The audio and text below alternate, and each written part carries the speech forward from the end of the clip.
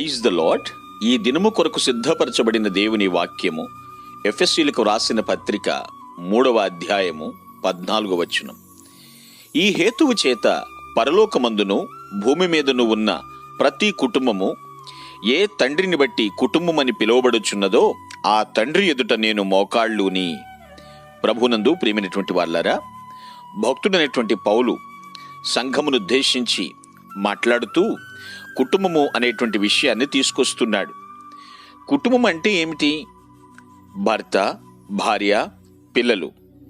ఈ ముగ్గురు ఉంటేనే దాన్ని కుటుంబం అంటారు తప్ప ఈ ముగ్గురులో ఏ ఒక్కరు లేకపోయినా దాన్ని కుటుంబం అని పిలవడానికి వెనుకంజ వేస్తారు. శ్రమలు వచ్చినాయి, అధైర్యపడవద్దని దేవుణ్ణి వేడుకుంటూ ఆ శ్రమలు మీ పట్ల దేవుని విషయంలో మహిమకరముగా ఉన్నవి అంటున్నాడు. నిజమే, కుటుంబం అన్నాక శ్రమలలోనే కుటుంబం యొక్క నిజ నిజాయితీలు వేలుపడతా ఉంటాయి.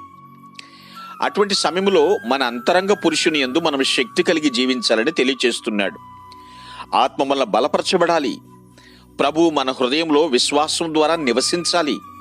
తన మహిమైశ్వర్యం చొప్పున దేవుడు మనకి సమస్తము దయచేయాలి. దేవుని సంపూర్ణత అనేది మన దేహముల ద్వారా బయలుపరచబడాలి. పౌలు ప్రార్థన రహస్యం ఏమిటో తెలుసా? దేవుడు శ్రమలలో చెయ్యి విడిచిపెట్టువాడు కాడు, ఏ కుటుంబమును త్రోసివేయువాడు కాడు.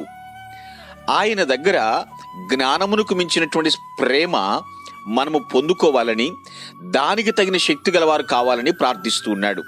ప్రియులారా, ప్రేమ అందరి కొరకు ఆయన బయలుపరిచాడు ప్రభు. ఎలా? తన ప్రాణమిచ్చి, ఇదిగో నేను మిమ్మల్ని ఇంతగా ప్రేమించాను అని.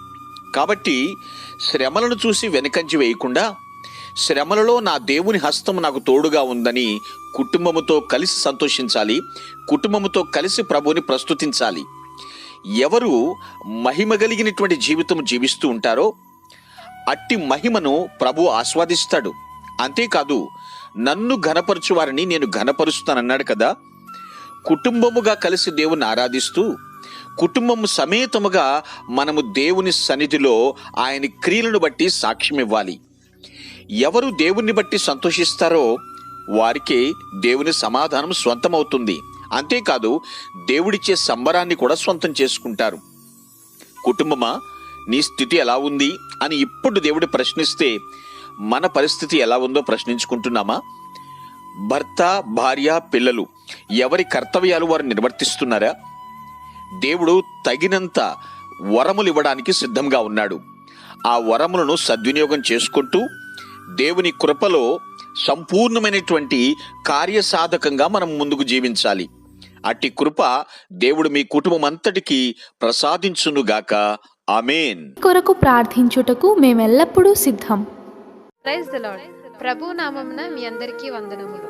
ఈ మా సందేశముల ద్వారా మీరు ఆశీర్వదింపబడినట్లయితే మీ తోటి వారికి షేర్ చేసి దేవుని రాజ్య సువార్తలో మీరు కూడా పాలుభాగస్తులు కావాలని ఆశిస్తున్నాం. మొదటిసారిగా ఈ ఛానల్ను చూస్తున్నట్లయితే మా ఛానల్ను సబ్స్క్రైబ్ చేయండి.